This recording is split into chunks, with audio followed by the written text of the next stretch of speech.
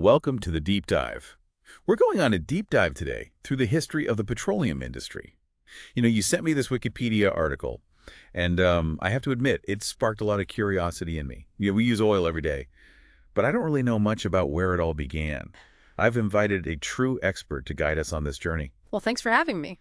So you know a lot about the history of energy and technology. I'm excited to tap into that. Well, I think you'll find it's a very interesting story and a lot older than you might realize. Okay, so let's dive right in. When I think of oil, I tend to picture, modern refineries and, gas stations and all that. Yeah. But how far back does this industry really go? Were people using petroleum back in, say, Roman times? Or even earlier. Much earlier. Yeah. The evidence suggests that humans have been using petroleum for over 4,000 years. 4,000 years? That's incredible. What were they using it for back then? Well, one of the earliest known uses was in construction. The ancient Babylonians used asphalt as a binder in their buildings. And you can still find traces of it in the ruins of Babylon today. So not quite filling up their chariots, but still an important use. Exactly. And it's not just the Babylonians. The Chinese were drilling for natural gas as early as 347 AD. And they used bamboo pipelines, believe it or not, to transport the gas and use it for things like heating and lighting. Wow. Bamboo pipelines. That's incredible. Okay, so we have asphalt and natural gas. But when did the term petroleum actually come into being? Did these ancient civilizations even call it that? Well, the term itself has a pretty interesting evolution. It comes from the Latin words petra, meaning rock, and oleum, meaning, well, oil, so rock, oil.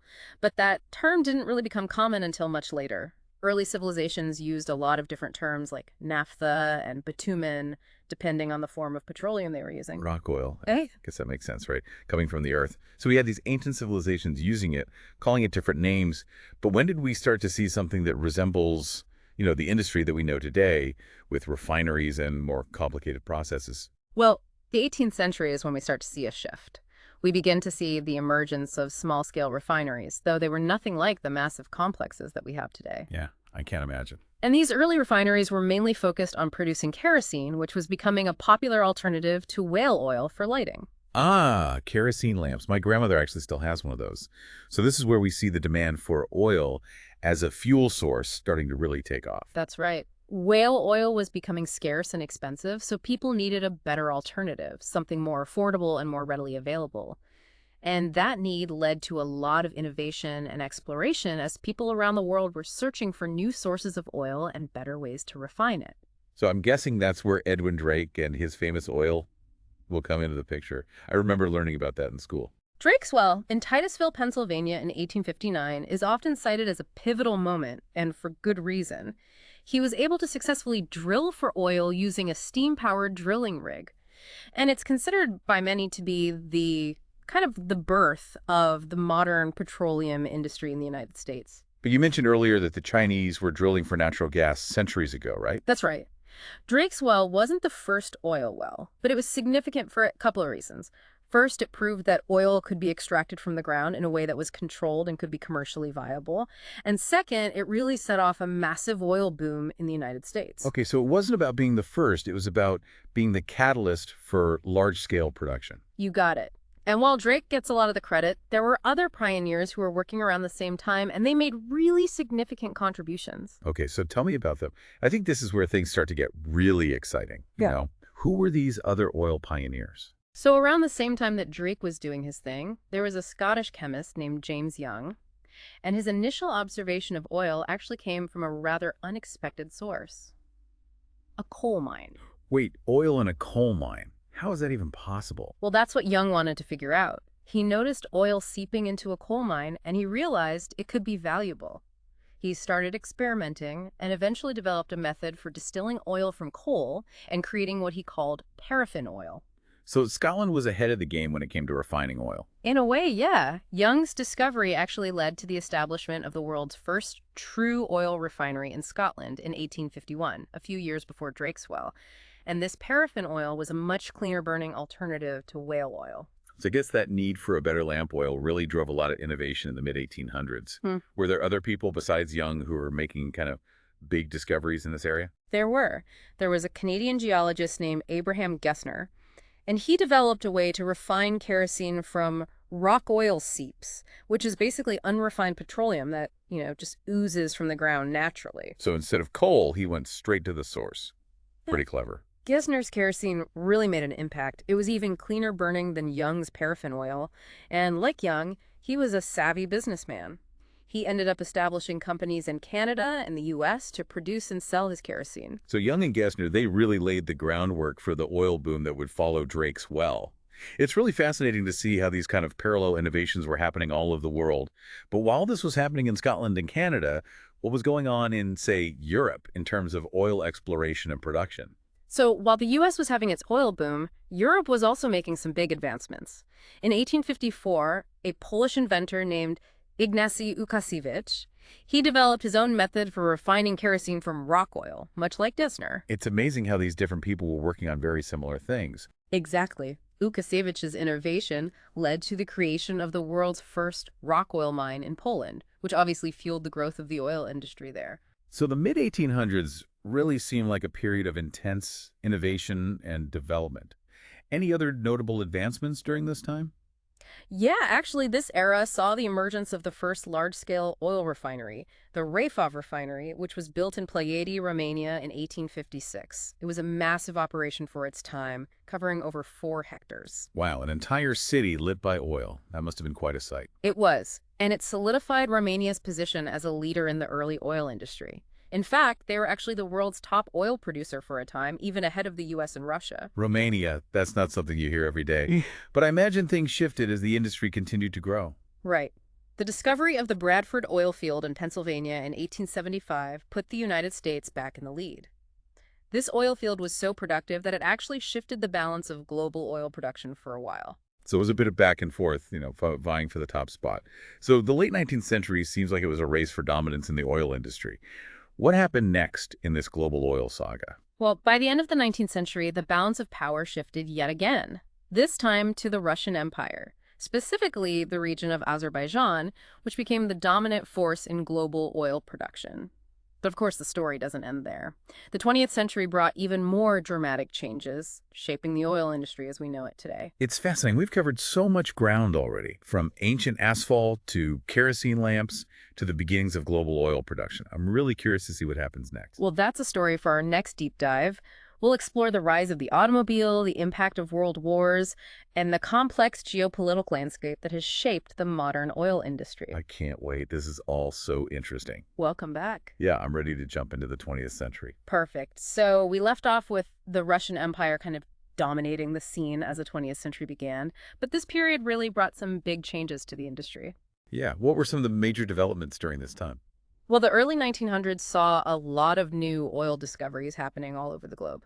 You had significant finds in places like Sumatra, Persia, Peru, Venezuela, and Mexico. Wow, so it really was becoming a global commodity at this point. Absolutely, and that had some pretty big implications as oil production was expanding. Its importance and military power became really clear. How so? Well, you see, navies around the world started transitioning from coal-powered ships to oil-powered vessels, controlling these oil supplies. It became a strategic necessity. So it really fueled a new era of naval warfare. Exactly, and it wasn't just navies either. The invention of the internal combustion engine led to the rise of motor transport tanks and airplanes, all of which relied heavily on petroleum. So oil's role in shaping 20th century warfare was pretty significant. Oh, absolutely. During World War II, oil facilities became prime targets. Bombing campaigns were specifically aimed at crippling the enemy's access to fuel.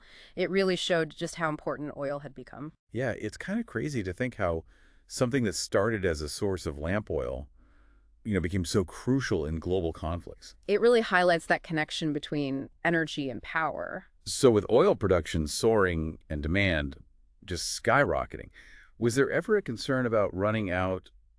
I've heard about this concept of peak oil. Yeah, that's a good point. The idea of peak oil, that point where oil production reaches its maximum and then starts to decline, that's been a recurring theme for sure. So was it like a legitimate concern or was it more hype?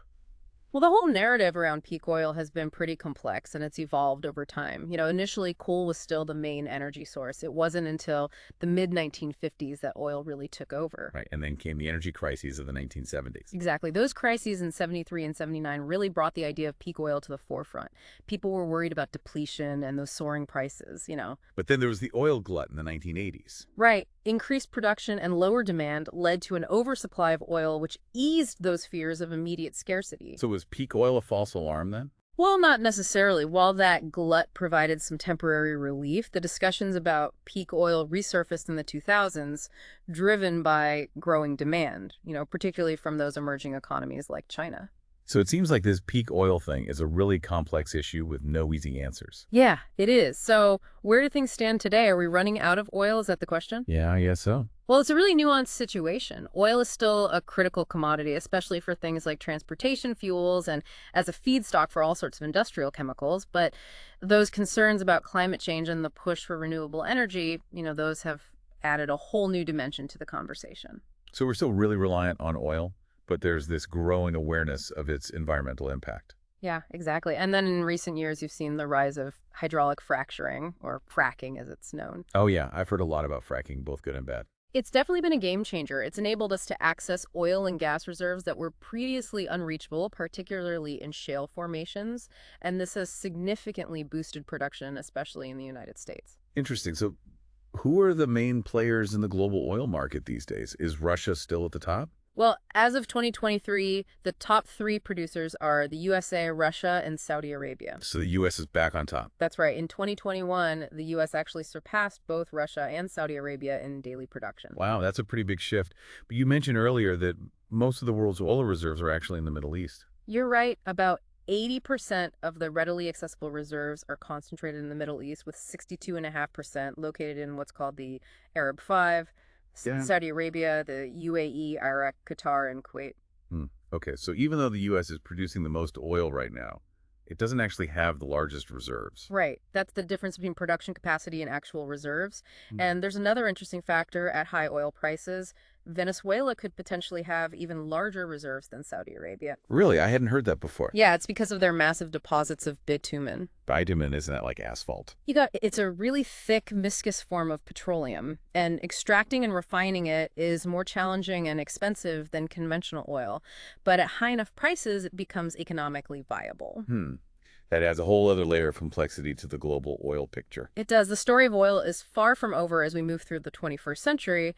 The future of oil is going to be shaped by a lot of factors like new technologies, geopolitical dynamics, and of course the transition to those renewable energy sources. This has been such an eye-opening journey through the history of oil, from ancient uses to global production and the challenges of peak oil and climate change.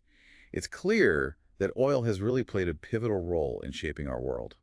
It's a story of innovation power and that constant push and pull between human needs and the resources that we have available to us. I'm excited to see what the future holds for this vital resource.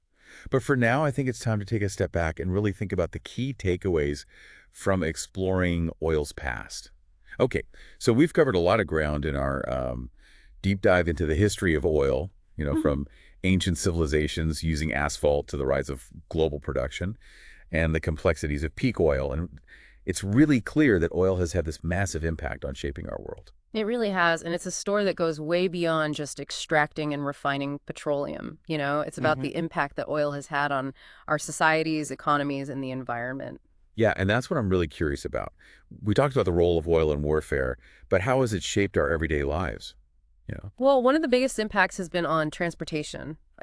Before the internal combustion engine, and readily available gasoline travel was a lot slower and a lot more limited. So no more horse-drawn carriages or like those cross-country train journeys, huh? Exactly. Oil powered the automobile, the airplane, and those huge cargo ships that we see. And it's led to more mobility, faster trade, and ultimately the interconnected world that we live in today. And it's not just the vehicles themselves, it's the industries that have sprung up around transportation. Yeah. From car manufacturing and repair to airlines and shipping companies. Right. The petroleum industry itself is a huge employer, but it's also created a ripple effect across so many other sectors, generating millions of jobs that are directly and indirectly tied to oil. It's really incredible to think about how big of an impact it has on the global economy. And it goes even further than just transportation and jobs. Oil is a key ingredient in so many products that we use every single day. Really? I tend to think of oil mainly as a fuel source. What other products actually rely on oil? Think about plastics, fertilizers, cosmetics, even pharmaceuticals. Oil is incredibly versatile, and we find its derivatives in a surprisingly wide range of I products. never realized just how much we rely on it. It's a testament to how useful oil is and the ingenuity of all the people who found so many different ways to use it. But with all the talk about climate change and the need to move towards renewable energy, what does the future hold for oil? I mean, will we ever really be able to move beyond it?